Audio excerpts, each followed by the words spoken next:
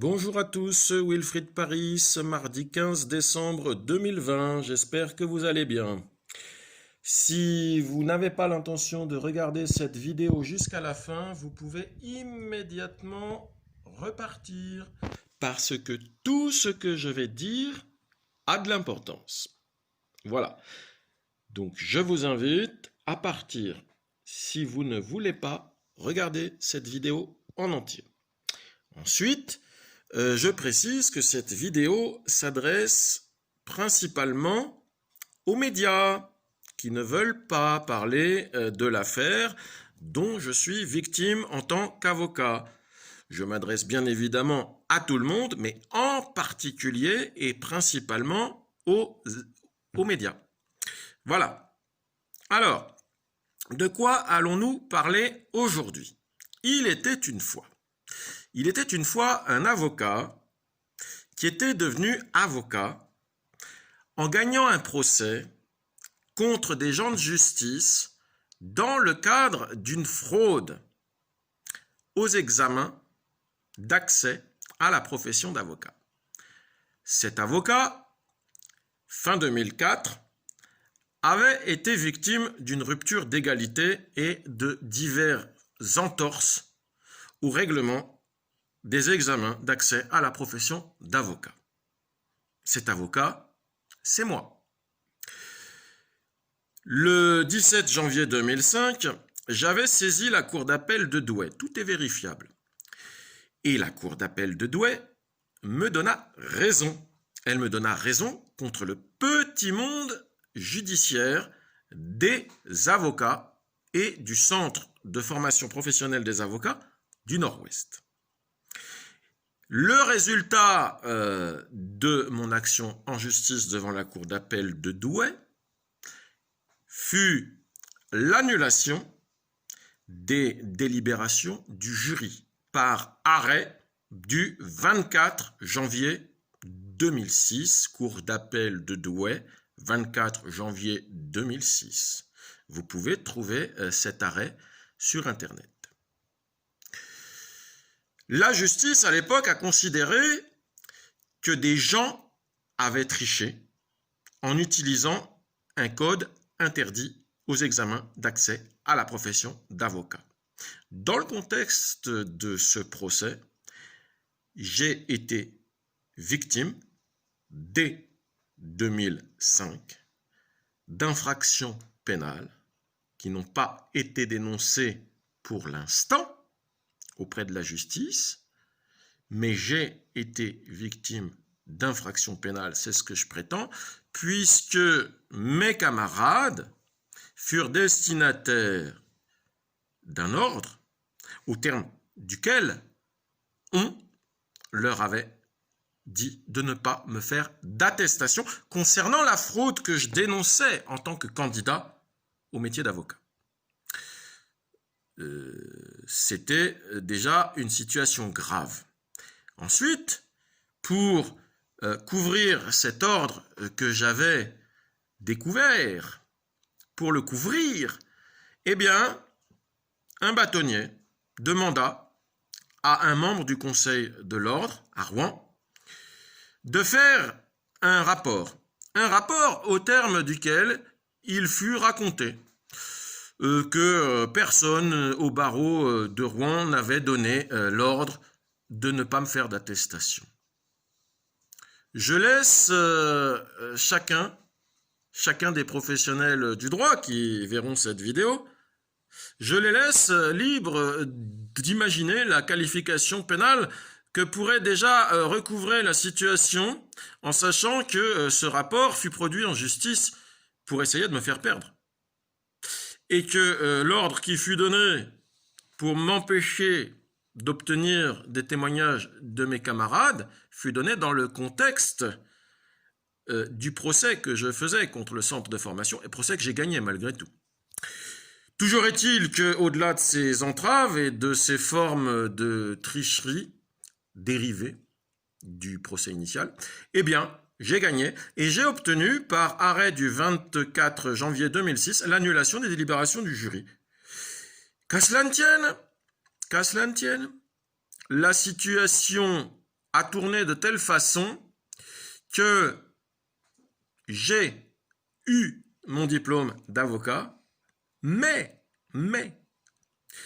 le parquet général n'a jamais fait le nécessaire à l'époque pour s'opposer à l'inscription au barreau des avocats des élèves avocats qui avaient triché.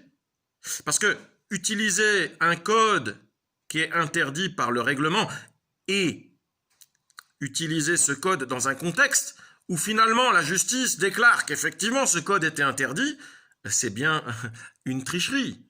Donc je voudrais savoir si du point de vue du parquet général qui est censé contrôler l'exercice de la profession d'avocat, eh bien si le fait d'avoir triché pour avoir son diplôme d'avocat, si c'est conforme au serment d'avocat. Pourquoi je rappelle ceci?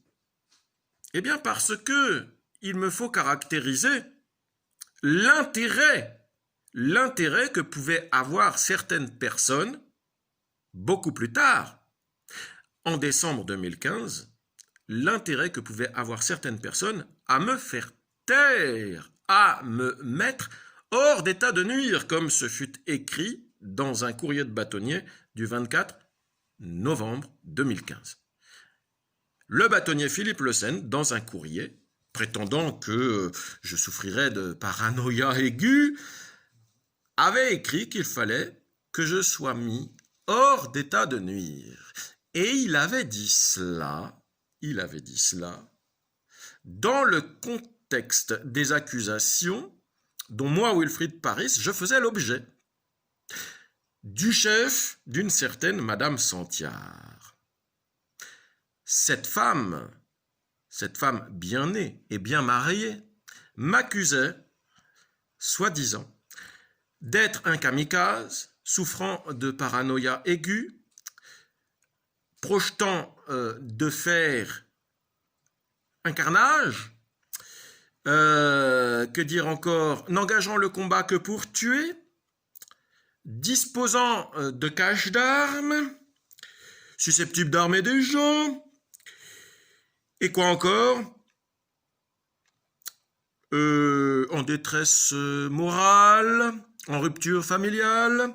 Alors, pour le coup, en rupture familiale, sachant que la maison que j'occupe, c'est une des maisons que possèdent mes parents, et qu'ils m'en laissent les clés, je trouve quand même très amusant qu'on vienne faire une perquisition dans cette maison, hein, sur la base d'une femme qui vient raconter que je serai en rupture familiale. Hein. Là, il y a quand même un paradoxe. Hein. Bon, j'en viens au fait. Toute cette machination fut le fait d'un homme, d'un magistrat, d'un procureur de la République, n'est-ce pas, qui s'appelle Jean-François Bonner. Il était procureur de Rouen à l'époque. Or, il se trouve que ce monsieur, aujourd'hui, hier, il y a quelques jours, est venu au procès Sarkozy-Bismuth pour nous expliquer qu'un président de la République ne devait pas oublier l'état de droit. Oh là là là là là là là là là là là là, il est pas beau Sarkozy. Mais Monsieur Bonner, un procureur qui envoie la BRI chez un avocat de la défense, c'est-à-dire chez un avocat qui est missionné au moment des faits pour défendre un justiciable en face des poursuites du parquet. Donc, un avocat de la défense, en l'occurrence. Donc, un avocat de la défense chez les parents duquel on envoie la BRI. C'est déjà pas terrible. Quand on voit en plus que le témoin utilisé pour cette affaire, c'est Madame Santiard, que Madame Santiard, elle a de la famille au Rotary District 1750, sur Dijon. Et que M. Bonner, Jean-François Bonner, il est aussi au Rotary District 1750 avec ses enfants et sa femme Dominique Greff-Bonner, quand on voit tout ça, on se dit, tiens, ben, le hasard est curieux. Moi, je crois au hasard. Je suis pas parano, je crois au hasard. Donc, je me dis, pourquoi pas. Mais quand on voit après que Madame Santiard, elle est inscrite au barreau de Paris sous le prénom de Marie, et qu'elle vient raconter, excusez-moi, hein, j'ouvre des guillemets, raconter de la merde sur moi, Wilfried Paris, au téléphone, à la police de Rouen. Hein. C'est-à-dire que Madame Santiard, elle téléphone à la police de Rouen, elle se présente comme Marie Santiard, alors qu'elle s'appelle Françoise Santiard. Donc, elle est inscrite au barreau de Paris sous une identité faussée. Elle vient téléphoner depuis l'étranger en plus, hein, depuis l'Angleterre. Elle téléphone à la police de Rouen pour dire « Monsieur Paris, c'est un dangereux criminel, attention !» Et tout ça sous une identité faussée. Elle se prétend en plus mon avocate, alors que, en réalité, ça c'est très discutable. Quand on voit tout ça, Monsieur Bonner, il est où l'état de droit? Alors, je suis peut-être fou, hein. C'est peut-être ça l'hypothèse. Mais si je suis pas fou, il est où l'état de droit, Monsieur Bonner? Il est où? Je cherche. Il est où? Hein? Il est là? Là? Là? Ici? Là? Vous voyez? Ah, c'est pas pourri chez moi. Hein? Vous m'avez pris pour qui, Monsieur Bonner? Franchement, vous m'avez pris pour une cloche. Vous avez fait injure à mon intelligence. Je suis pas très intelligent, mais je suis pas complètement idiot. Alors, on va continuer. Il faut savoir qu'à l'époque, je préparais une plainte pénale. Et j'en ai la preuve. Je préparais une plainte pénale contre des notables du barreau, parmi lesquels figurait sur mon projet de plainte, enregistré sur mon ordinateur, et j'ai fait constater tout ça par huissier, hein, eh bien figurait celui qui m'accuse de menace de mort, à savoir M. Arnaud de Saint-Rémy. Il figurait sur ma plainte, sur mon projet de plainte. Figurait aussi sur ce projet de plainte M. Marc Abzir. C'est marrant, c'est celui qui vous accompagnait, M. Bonner, quand vous êtes venu faire l'assaut de la BRI chez mes parents. En rappelant au passage que, soi-disant, je suis en rupture familiale. Donc, je voudrais qu'on m'explique la logique, là. Je suis en rupture familiale, mais je suis chez mes parents. C'est marrant, hein. Là, je dois dire que... Corsé, quand même, hein. Corsé. Non, mais il y a de quoi rire. Mais je trouverais ça presque amusant, hein. Je suis en rupture familiale, mais je suis chez mes parents, et on vient me chercher chez mes parents. C'est pas mal, ça. Là, on est au comble du paradoxe. On continue? Il y a des choses intéressantes. On va continuer. Qu'est-ce que je pourrais vous dire encore? Bah, depuis 2015, soi-disant que j'avais un projet criminel, que j'étais un dangereux kamikaze, que j'allais tuer du monde. On est quand là? On est le 15 décembre 2020. Donc ça fait 5 ans que je suis censé tuer quelqu'un, mais j'ai toujours tué personne. C'est con, hein? Bah ouais. Bah, c'est plutôt une bonne nouvelle. Hein? C'est pas mal. Il n'y a pas eu de mort. Ah, c'est con ça, hein? C'était peut-être ça le projet. Après tout. C'était peut-être une petite bavure. Hein?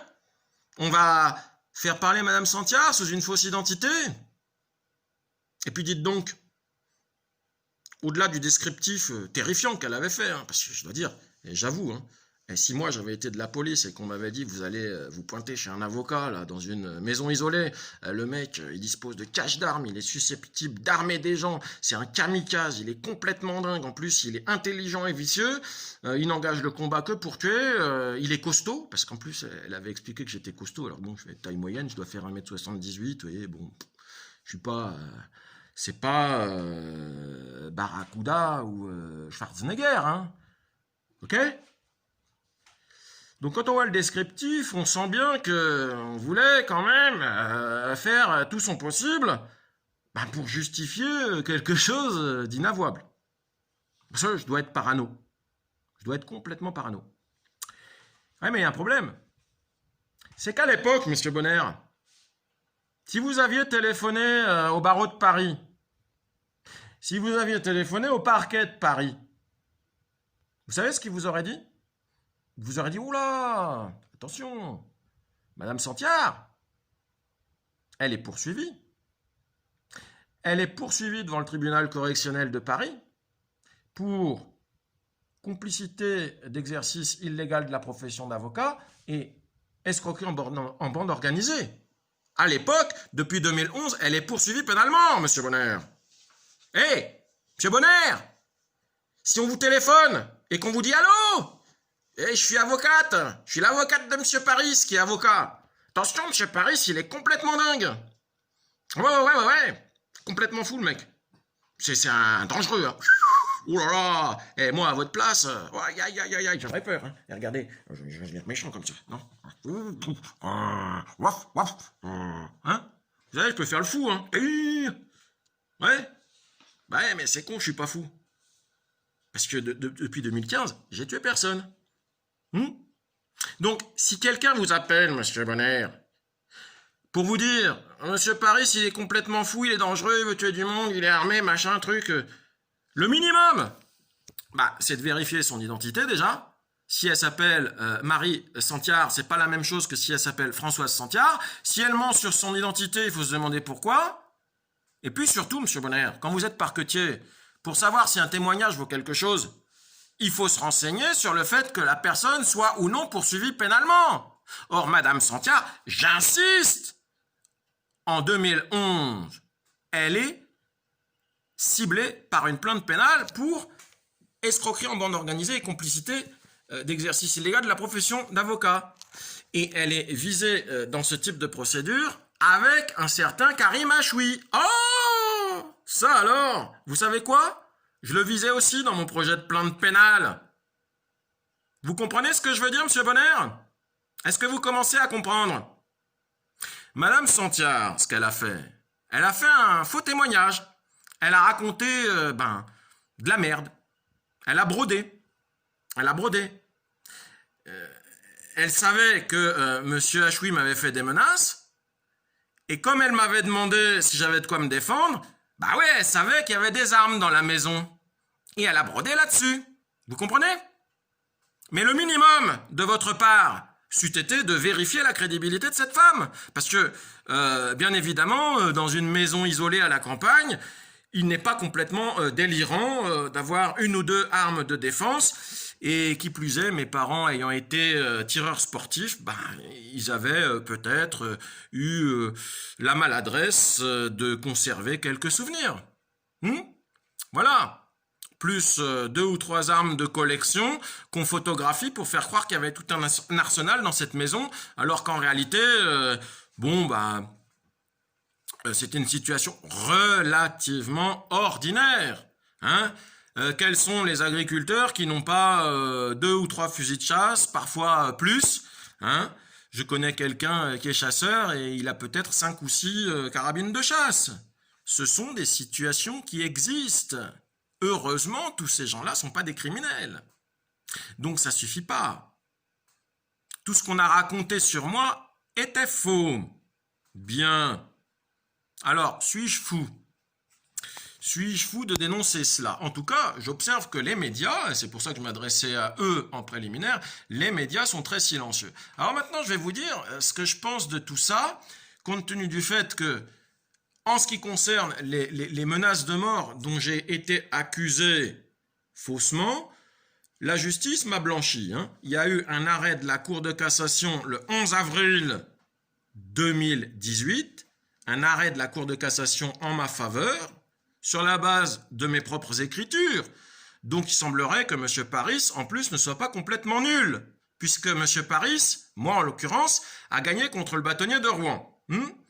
Donc j'ai gagné devant la Cour de cassation le 11 avril 2018. La Cour de cassation a renvoyé l'affaire à la Cour d'appel de Caen.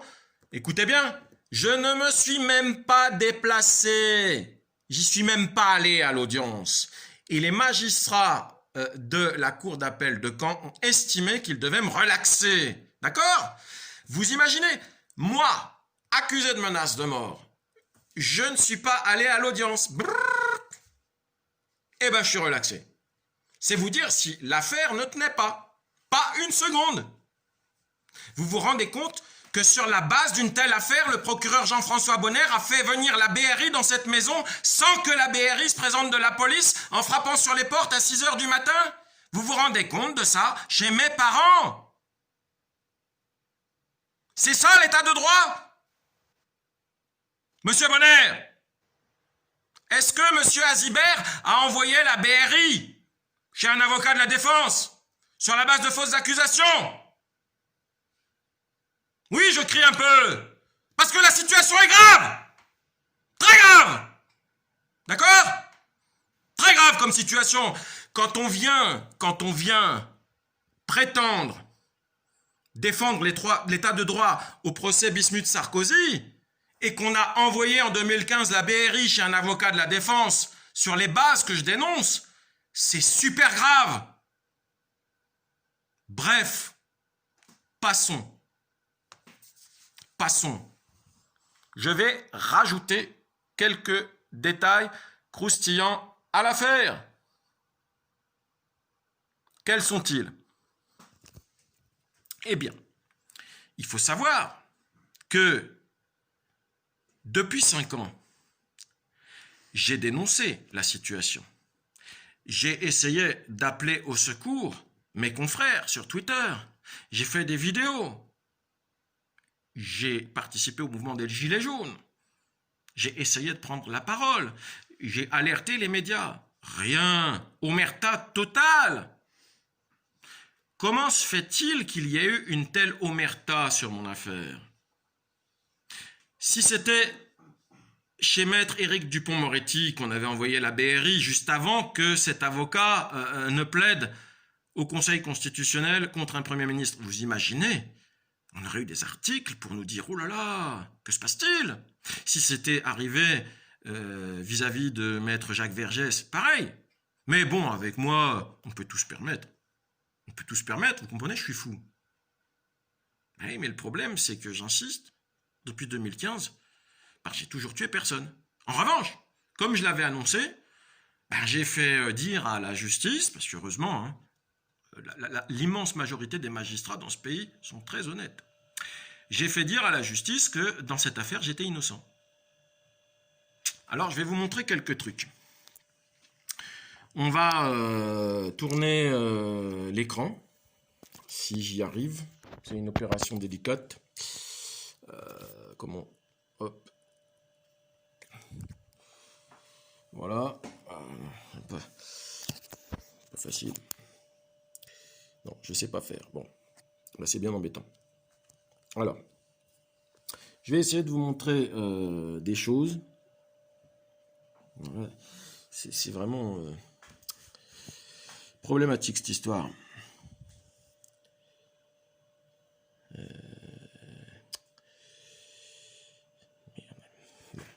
Je vais pas pouvoir. Bon, il va falloir que je vous lise les éléments que je voulais vous montrer. Et excusez cette défaillance technique. Donc, je voudrais déjà vous montrer ce que M. Bonner a signé en ce qui me concerne. Voilà. Voilà. Regardez bien.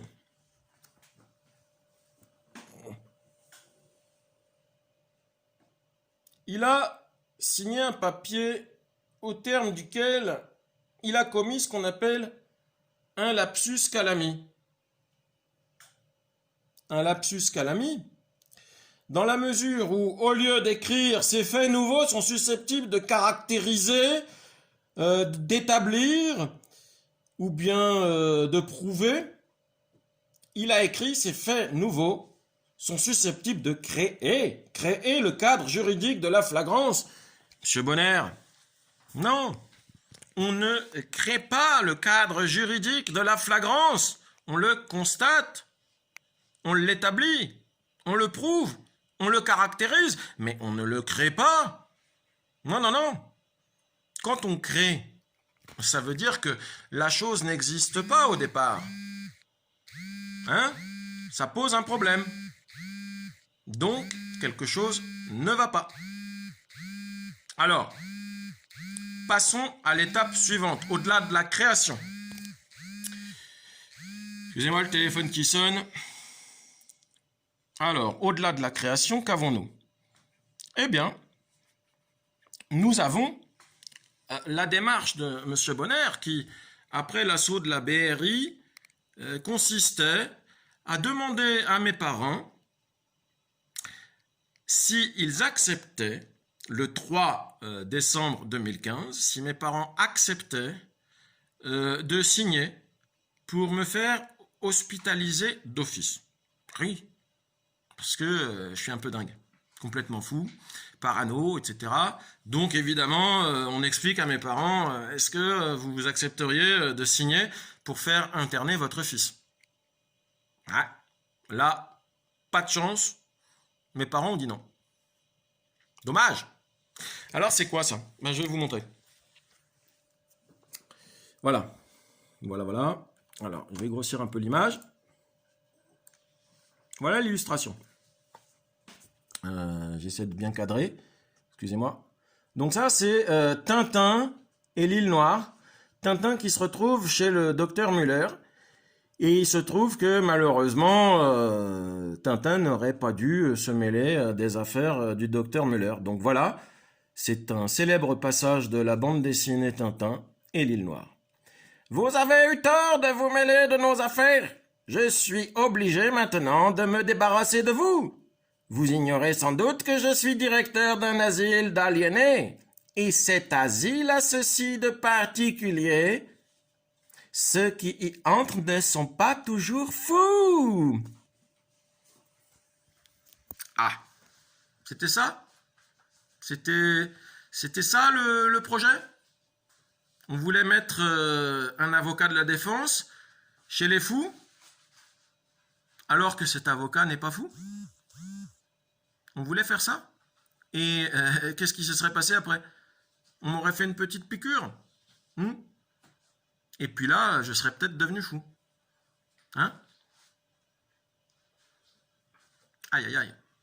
Il a fait ça, M. Azibert.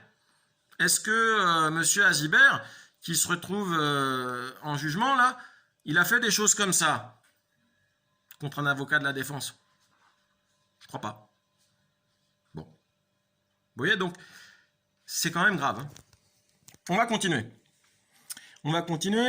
Je voudrais maintenant vous montrer, peut-être, si j'y arrive, le type d'alerte que j'ai lancé. Alors, ou bien non, on va rigoler un peu. Je vais vous montrer la photo du bâtonnier qui m'accuse. Regardez bien, hein. Aucun trucage. Ça, voilà. Ça, c'est le bâtonnier. Hop, c'est le bâtonnier qui m'accuse de menace de mort. Voilà, alors, il y a le reflet du téléphone, c'est embêtant, mais désolé. Voilà. Sympa, hein? Lui, il a pas l'air fou. Bah non, c'est moi le fou. C'est moi. Bah ouais, bah c'est sûr.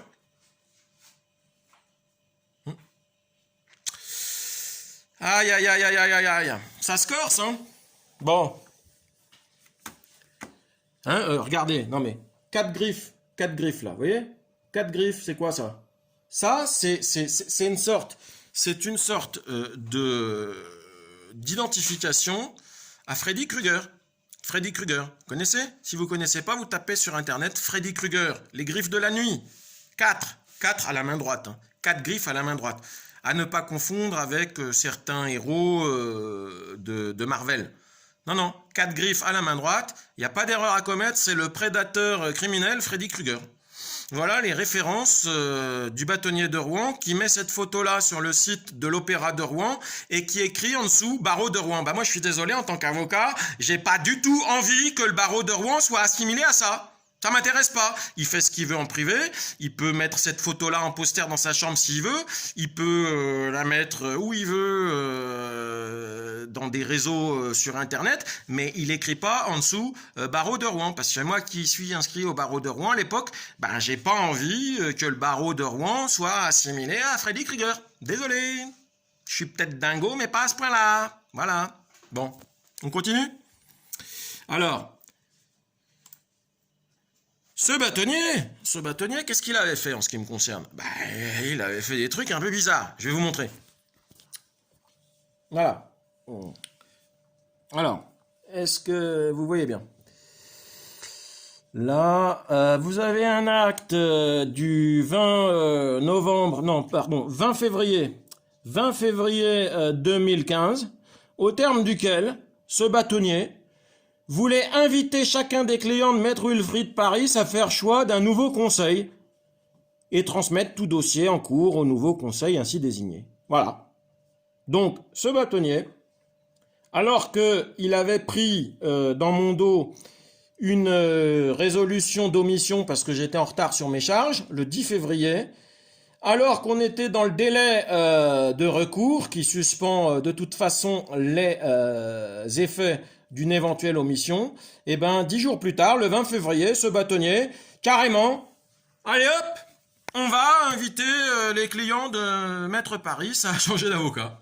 On va vider mon cabinet de sa clientèle. C'est ça?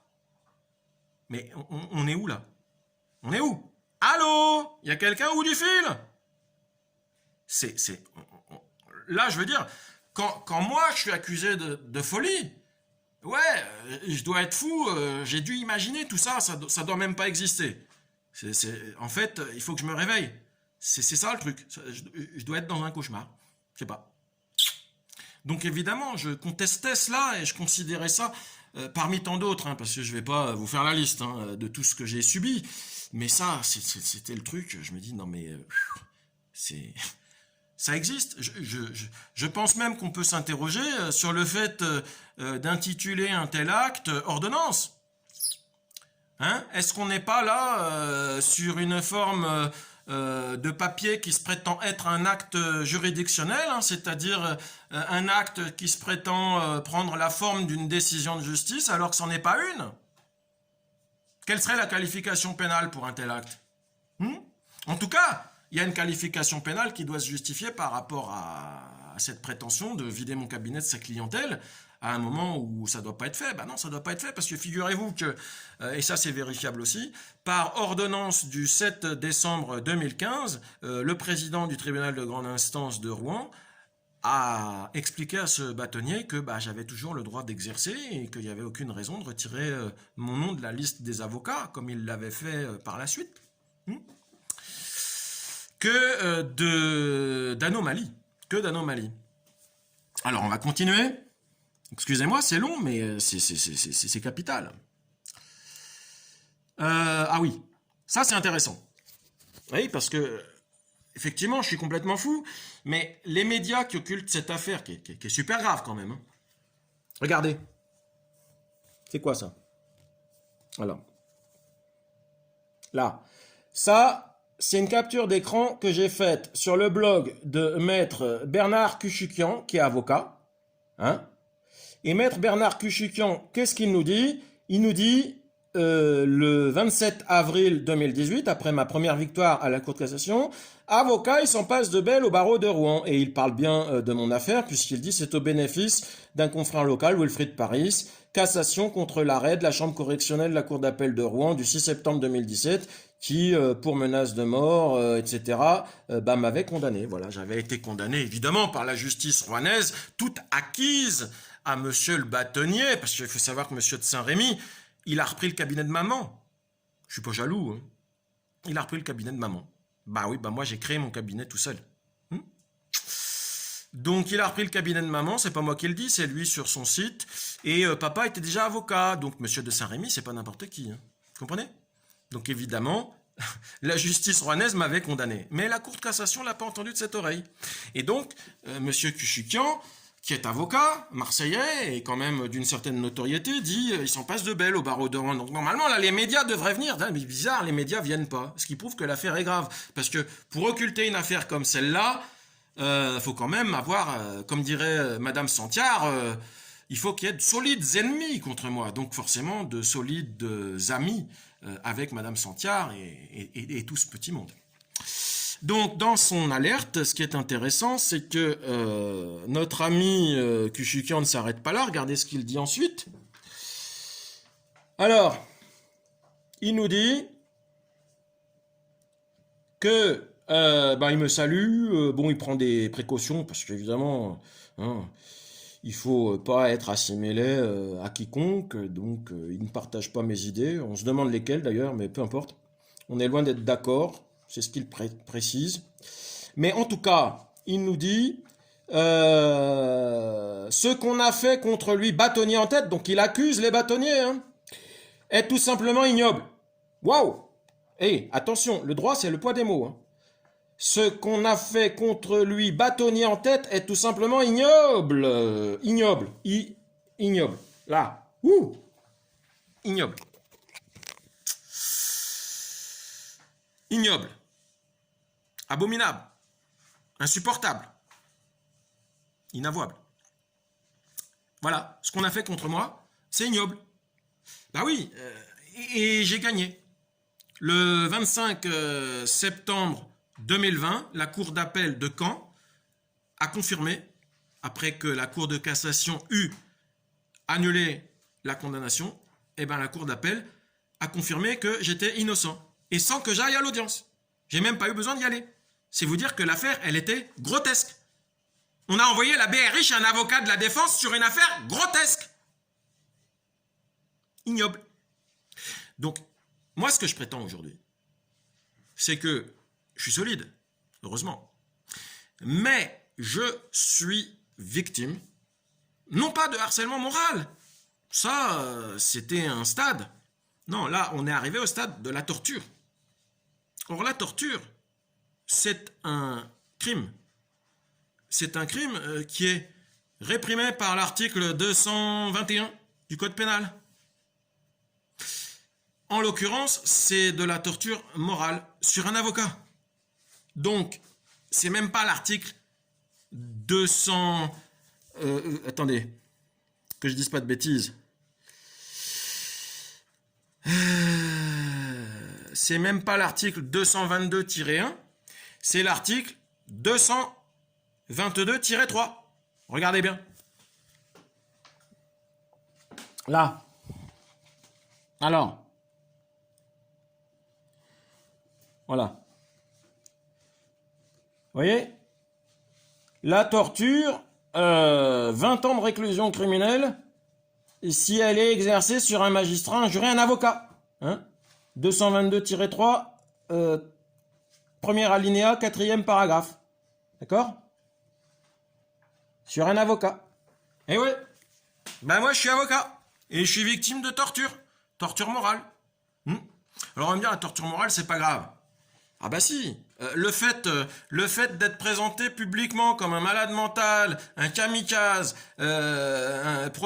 qui fait des projets criminels, d'être boycotté par tout le réseau de la presse, c'est une torture morale terrible. Et la torture morale, j'ai un article parmi tant d'autres que j'ai choisi pour illustrer mon propos. La torture morale, article du 6 mars 2007, la torture morale fait aussi mal que la torture physique. Et la loi ne distingue pas, hein, regardez. Voilà. Voilà. La torture morale fait aussi mal que la torture physique.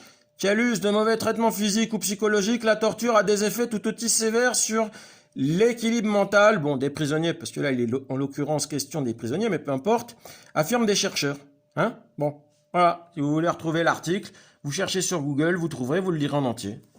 L'idée, si vous voulez, c'est que c'est particulièrement grave, parce que tout ce qui a été fait là contre moi pour m'entraver à l'accès de la profession d'avocat dès 2005, hein, et puis ensuite, je passe tous les détails, hein, mais on arrive de 2005, on passe à 2015, il s'est passé beaucoup de choses entre-temps, on est déjà à 39 minutes de vidéo. Je voulais juste amener cette idée, c'est qu'aujourd'hui, on est dans une situation où moi, je suis victime de torture morale. Et je prétends que je suis victime de torture morale au sens pénal. Très grave, c'est du mobbing criminel. Voilà. Et d'autres gens, à ma place, peut-être, se seraient suicidés. Peut-être. Peut-être. Hein? Donc, bon ben, tant mieux. J'étais solide, j'ai résisté à tout cela, et puis on voit le bout du tunnel, parce que maintenant que j'ai gagné devant la cour d'appel de Caen, ben, l'horizon va se dégager, forcément. Mais vous voyez un petit peu, ce que je veux dire, c'est que le procureur qui a fait tout ça, c'est celui qui vient prendre des réquisitions dans le procès Sarkozy. À la limite, pourquoi pas? Mais dans le cadre de ces réquisitions, il nous parle de l'état de droit. Ah, c'est là que la pilule a du mal à passer. Voilà. Attendez, on va une petite tasse de café. Ah, ça va mieux. Ça va mieux. C'est difficile. L'état de droit, avec un procureur qui a fait ça, sans vérifier la crédibilité de Santiar, en sachant qu'il est au Rotary District 1750, comme la famille Santiar. Hein. Je vous montre. Alors, on y va. Hop, c'est magique. Le temps que ça s'affiche, voilà. Regardez, hein, je ne suis pas un menteur, moi. Je ne crée rien. Voilà, c'est notre ami. Ah, il est beau, hein. Il est bien coiffé. Ah, il a une tête de vainqueur, hein. Et là, j'ai alerté tout le monde. Qu'est-ce qu'on voit? Santiar. Santiar, Santiar, Santiar, Santiar. District 1750. Santiar. District 1750, Santiar. District 1750, Bonaire. Voilà. Mais peut-être pas de la même famille. On va voir. Attendez. Est-ce qu'il y a un Denis Santiar relié à la fameuse Marie Santiar? Je dois avoir ça quelque part.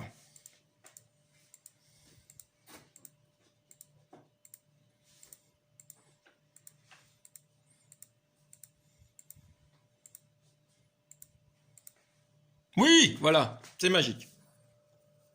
Voilà.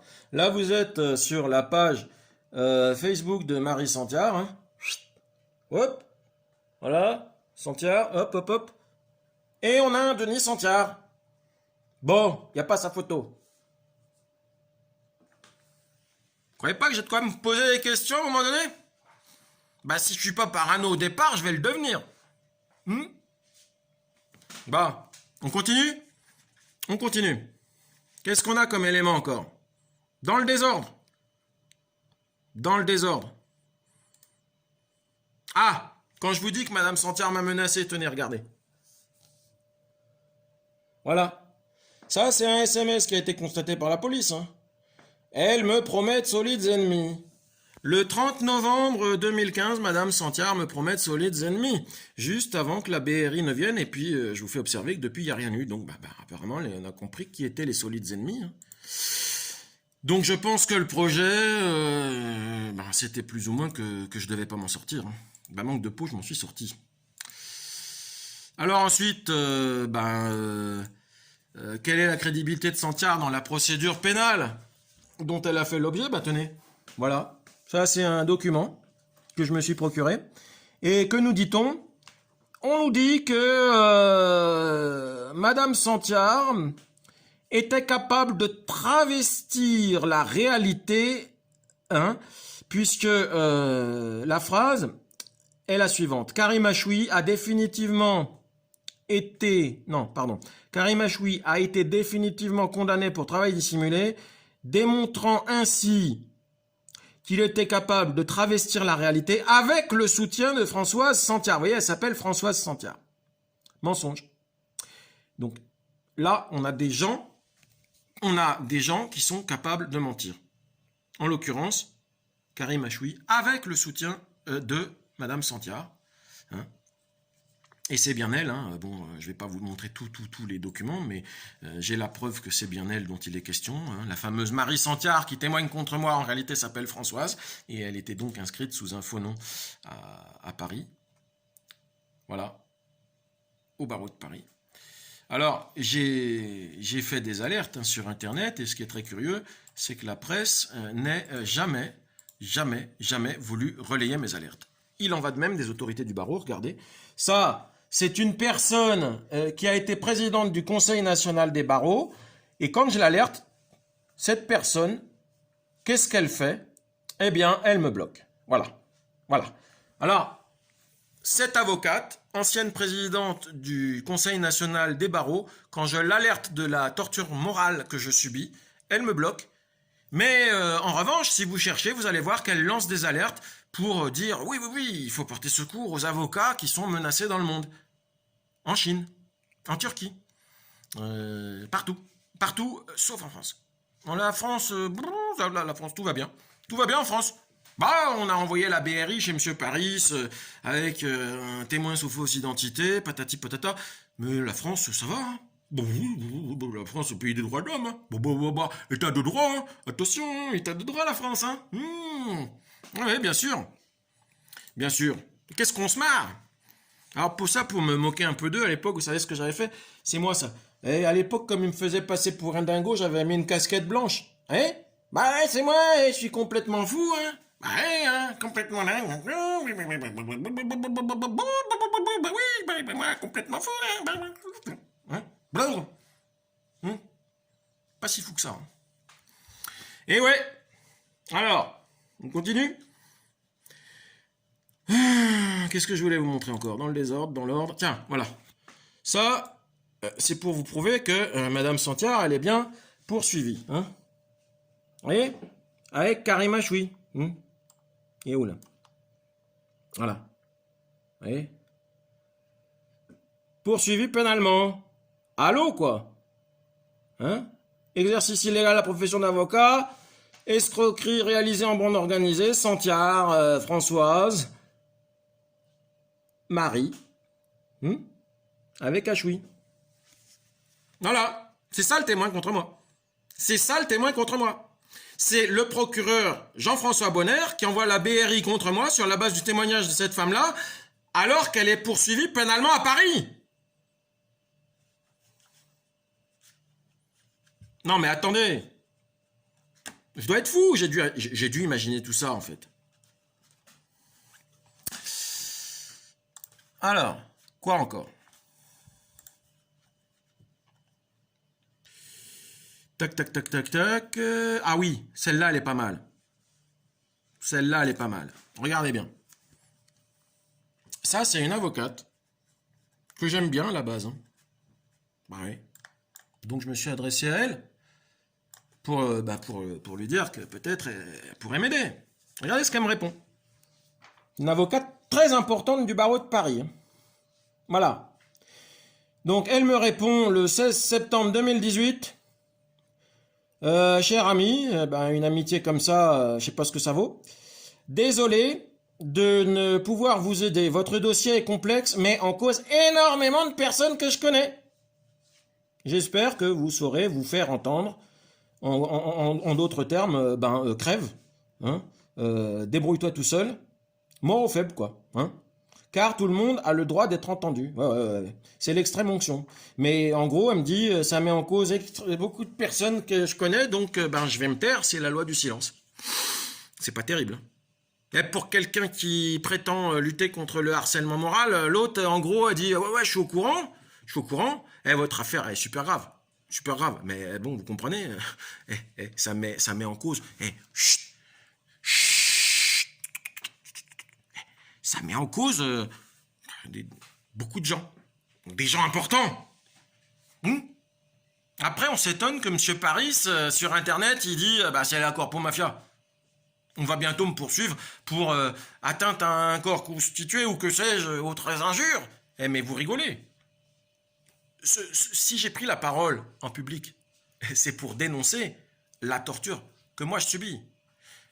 Et j'insiste, le texte de loi, l'article 222-3 du Code pénal, torture morale sur un avocat, 20 ans de réclusion criminelle.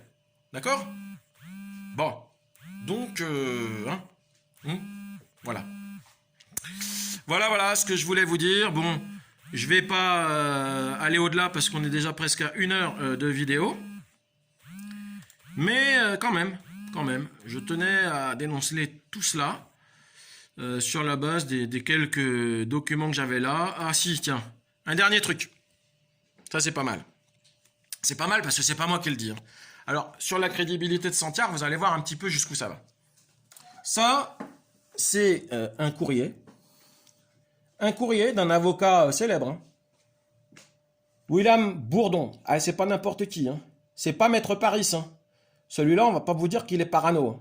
Regardez ce qu'il écrit à propos de Santiar. Je ne vous cache pas, ma chère consoeur, que percevoir des honoraires et obtenir d'une famille dans un très grand désarroi l'engagement de percevoir une somme très conséquente, hein, en l'occurrence c'était 230 000 euros, en contrepartie de la libération d'un de leurs parents grâce à des actions qui en l'espèce n'ont rien à voir avec des actions judiciaires, ne lasse pas de poser un certain nombre de questions. Ce n'est pas le sujet d'aujourd'hui. Bon, ok. Vous voyez? Donc, en gros, ce monsieur nous explique que Madame Santiar, elle avait proposé de jouer des coudes, de jouer de son réseau d'influence. Du réseau d'influence au trafic d'influence, il n'y a qu'un pas que je ne franchirai pas. Et donc, pour obtenir la libération de quelqu'un avec des démarches qui n'ont rien à voir avec le judiciaire. Donc, quand vous avez Madame Santiar, qui dans un dossier tel que celui qui est dénoncé là par monsieur l'avocat, maître William Bourdon, quand Madame Santiar est prise la main dans le sac par rapport à une situation où il semblerait que sa méthode, ce soit pas le droit, mais que ce soit plutôt le réseautage, et qu'après, dans mon dossier, elle me fait des menaces en me promettant de solides ennemis, vous voyez, c'est un petit peu la même méthode, là, l'affaire devient quand même croustillante. Voilà.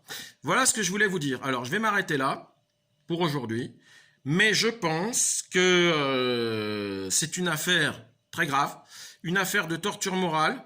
C'est pas une affaire de harcèlement moral, c'est une affaire de torture morale sur un avocat pour le faire taire, hein, et qu'on tombe exactement dans le cadre de la convention contre la torture, convention, sauf erreur de ma part, de 1984, 10 décembre, je crois. Attendez. Convention du 10 décembre 1984. Et si on regarde cette convention, effectivement, dans l'article 1er, hein, vous voyez, voilà, Nations Unies, hein. Convention contre la torture et autres traitements cruels, inhumains et dégradants. La France a ratifié cette convention en 2008. Et de quoi est-il question? Ben voilà, c'est écrit. Hein, le terme torture désigne tout acte par lequel une douleur ou des souffrances aiguës, donc moi je suis en souffrance aiguë, physique ou mentale, donc il est bien question de physique mentale, sont intentionnellement infligées. Ben dans mon cas c'est intentionnel, hein, ça va de soi, puisque même le barreau au niveau de ses autorités refuse de me porter secours alors qu'il les alerte. Intentionnellement infligé à une personne aux fins notamment d'obtenir d'elle ou d'une tierce personne certaines choses, hein, renseignements, aveux, de la punir d'un acte qu'elle ou une personne a commis ou est soupçonnée d'avoir commis, de l'intimider, voilà, donc moi je suis dans ce cadre là, de l'intimider, faire pression sur elle, et ben c'est ça, faire pression, intimider une personne en lui infligeant intentionnellement une souffrance aiguë, souffrance mentale. Et il y a bien la notion de consentement express ou tacite. Donc le barreau, de par son absence de réaction pour me porter secours, il est dans ce cadre de consentement tacite. Et l'exception à la fin, ce terme ne s'étend pas à la douleur et aux souffrances résultant uniquement de sanctions légitimes inhérentes à ces sanctions ou occasionnées par elles. Bon, très bien. Ce qu'on nous dit, c'est que effectivement, si les souffrances sont légitimes, privation de liberté par exemple, parce que ce serait une peine de prison qui serait prononcée dans le cadre d'un procès pénal, là, la notion de torture n'est pas recevable. Mais dans mon cas, étant donné que sur les accusations de menaces de mort, je suis blanchi, ça veut dire que depuis 5 ans,